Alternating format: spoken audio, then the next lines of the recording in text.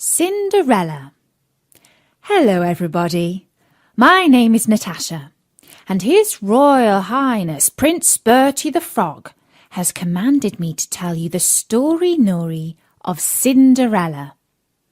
As you probably know, Bertie used to be a royal prince, but now he's a frog and lives on a pond.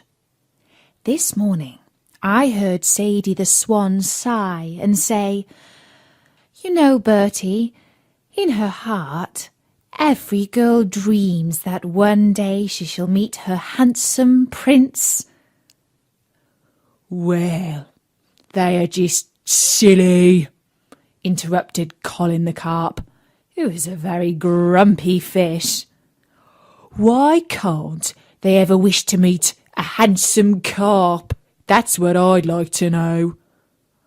"Oh, Colin," said Sadie, "you have no idea." Well, to help Colin get a better idea of what really goes on in every girl's heart, I'm going to tell you and all the pond life a very famous fairy tale about a girl's wish that did come true. It's called Cinderella. Once upon a time, there was a gentleman who married for his second wife the proudest and most haughty woman there ever was. She had been married before and already had 2 daughters who were exactly like her in all things.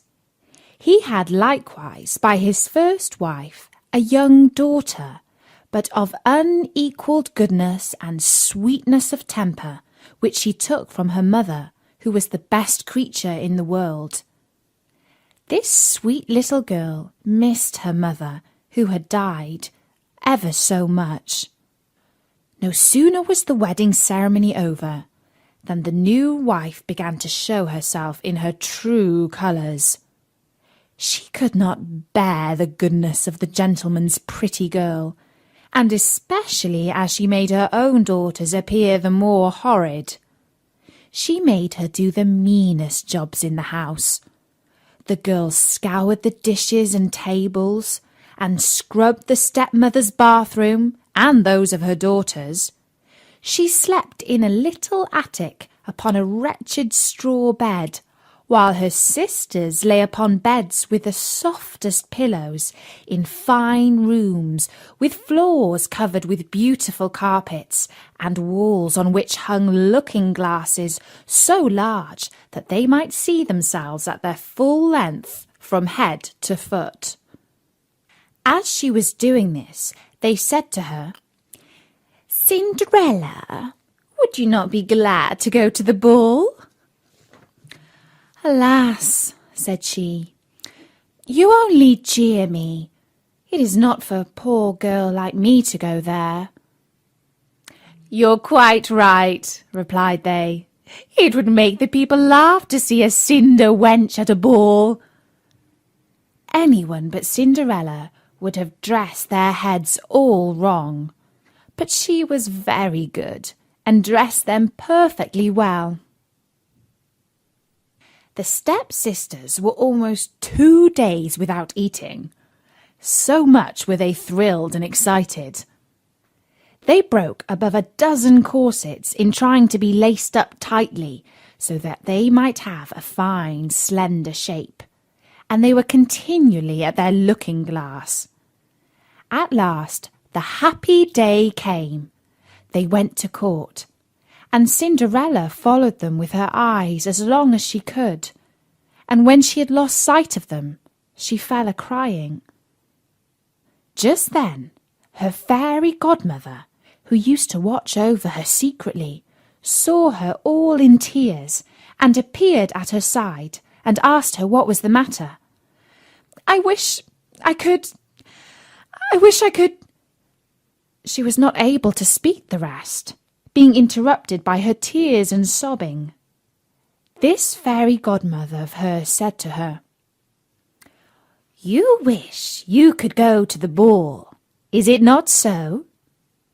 "Yes," cried Cinderella with a great sigh. Well, said her godmother, be but a good girl, and I will see that you shall go to the ball. Then she took her into her secret room and said to her, Run into the garden and bring me a pumpkin. Cinderella went immediately to gather the finest she could and brought it to her godmother, not being able to imagine how this pumpkin could make her go to the ball. Her godmother scooped out all the inside of the big vegetable, leaving nothing but the rind, which done, she struck it with her wand, and the pumpkin was instantly turned into a fine coach, gilded all over with gold. She then went to look into her mouse-trap, where she found 6 mice, all alive, and ordered Cinderella to lift up a little the trap-door. As each mouse went out, she gave it a little tap with her wand, and the mouse was that moment turned into a fine horse, which altogether made a very fine set of 6 horses of a beautiful mouse-coloured dapple grey. But they still needed a coachman.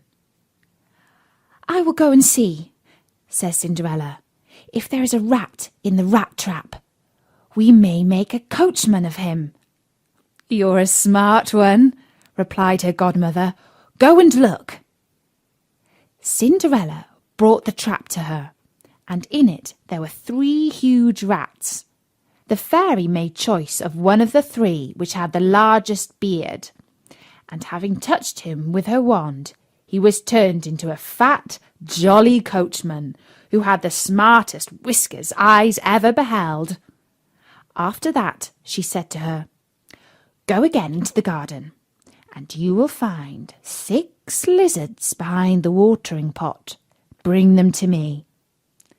She had no sooner done so, but her godmother turned them into 6 footmen, who skipped up immediately behind the coach, with their uniforms all bedaubed with gold and silver, and clung as close behind each other as if they had done nothing else their whole lives. The fairy then said to Cinderella, Well, you have here transport fit to take you to the ball. Are you not pleased with it? Oh, yes, cried she. But must I go there as I am in these nasty rags? Her godmother only just touched her with her wand, and at the same instant her clothes were turned into a cloth of gold and silver, all beset with jewels. This done, she gave her a pair of glass slippers, the prettiest in the whole world. Being thus decked out, she got up into her coach, but her godmother, above all things, commanded her not to stay till after midnight, telling her at the same time that if she stayed 1 moment longer, the coach would be a pumpkin again, her horses mice, her coachman a rat, her footmen lizards, and her clothes become just as they were before. She promised her godmother she would not fail of leaving the ball before midnight. Then off she went to the ball, scarce able to contain herself for joy. The king's son, who was told that a great princess whom nobody knew was to come, ran out to receive her. He gave her his hand as she alighted out of the coach, and led her into the ball amongst all the company. There was immediately a profound silence. The dancing stopped, and the violins ceased to play. So attentive was everyone to contemplate the singular beauty of the unknown newcomer. Nothing was then heard but a confused noise of, Ah! Ha! How lovely she is! Ha! How lovely she is! The king himself, old as he was, could not help watching her, and telling the queen softly that it was a long time since he had seen so beautiful and lovely a creature. All the ladies were busied in considering her clothes and headdress, that they might have some made the next day after in the same pattern, provided they could find such fine material and as able hands to make them. The king's son led her to the most honourable seat, and afterward took her out to dance with him. She danced so very gracefully that they all the more and more admired her. A fine banquet was served up, of which the young prince ate not a morsel, so intently was he busied in gazing upon her. She went and sat down by her sisters, showing them 1,000 polite gestures, giving them part of the oranges and lemon blossoms which the prince had presented her with, which very much surprised them, for they did not recognize her. While Cinderella was thus amusing her sisters, she heard the clock strike 11 3/4, whereupon she immediately made a curtsy to the company and hasted away as fast as she could. When she got home, she ran to seek out her godmother, and after having thanked her, she said she could not but heartily wish she might go the next day to the ball, because the king's son had desired her to go. As she was eagerly telling her godmother whatever had passed at the ball, her 2 sisters knocked at the door, which Cinderella ran and opened. "How long you have stayed!" cried she, gaping, rubbing her eyes, and stretching herself as if she had been just waked out of her sleep. "If you had been at the ball," said one of her sisters, "you would not have been tired with it. There came the finest princess, the most beautiful ever was seen with mortal eyes. She was 1,000 times nice to us, and gave us oranges and lemon blossoms." Cinderella seemed very indifferent in the matter. Indeed, she asked them the name of that princess, but they told her they did not know it, and that the king's son was very uneasy on her account, and would give all the world to know who she was. At this, Cinderella, smiling, replied, "She must, then, be very beautiful indeed. How happy you have been! Could not I see her? Ah, dear Miss Charlotte, do lend me your yellow suit of clothes, which you wear every day." "I," cried Miss Charlotte, "lend my clothes to such a dirty cinder wench as you? I should be a fool." Cinderella indeed expected well such an answer, and was very glad of the refusal, for she would have been sadly put to if her sister had lent her what she had asked for jokingly.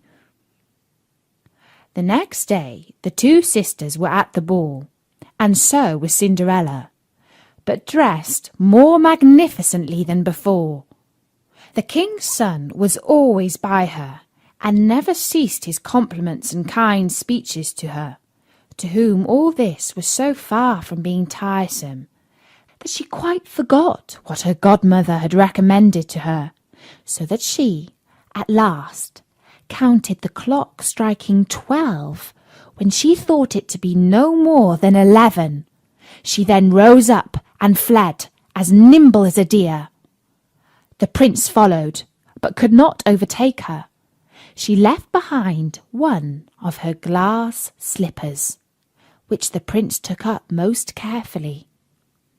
She got home, but quite out of breath, and in her nasty old clothes, having nothing left of all her finery but one of the little slippers, fellow to that she had dropped.